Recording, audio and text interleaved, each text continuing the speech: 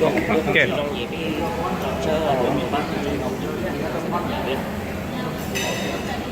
Ok,但是呢，俺把他那个面到的话，别好吃他，别吃西街。这这太你这边的好吃的是吧？你学个别好吃的。你学个别好吃的。但是你学个别好吃的，别吃的。老股票的，那边我这些被参谋的没有现在被多叫你那些。被谁呢？被谁念到的？叫那 include 呢？叫他给了，但是一万里，嗰边好像变了一万里，哦，他那里后面的人到多他，绝杀了，哦，上头呢，杀了，我们来了，俺们来了，叫那啦。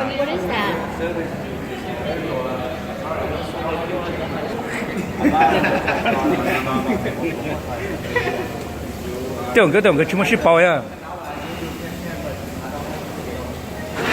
Thank you. Okay.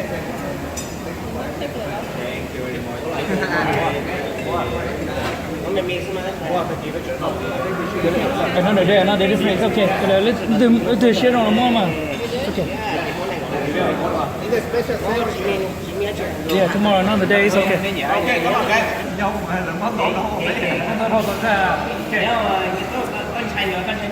No, của hai đọc tốt à, sức khỏe đúng rồi, chẳng hạn.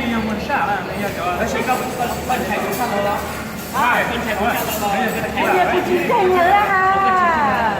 Để nó nói gì đó thôi.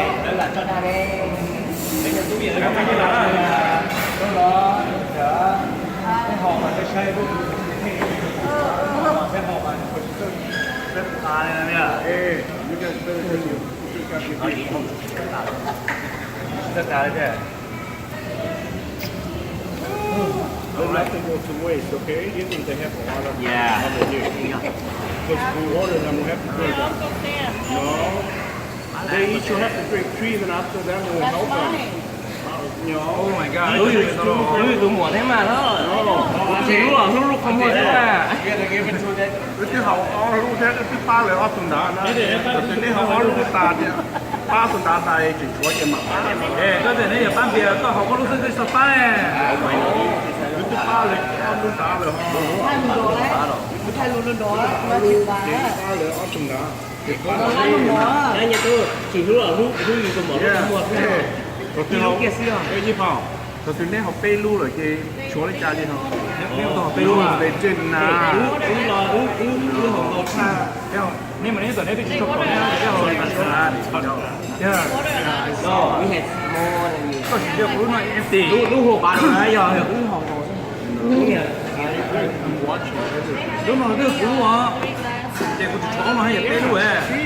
Cái kia tôi nói là Nghe thử có chín nào. No, but they ordered a flash off of Yeah, but they have to drink 3. Ồ, có chỗ to.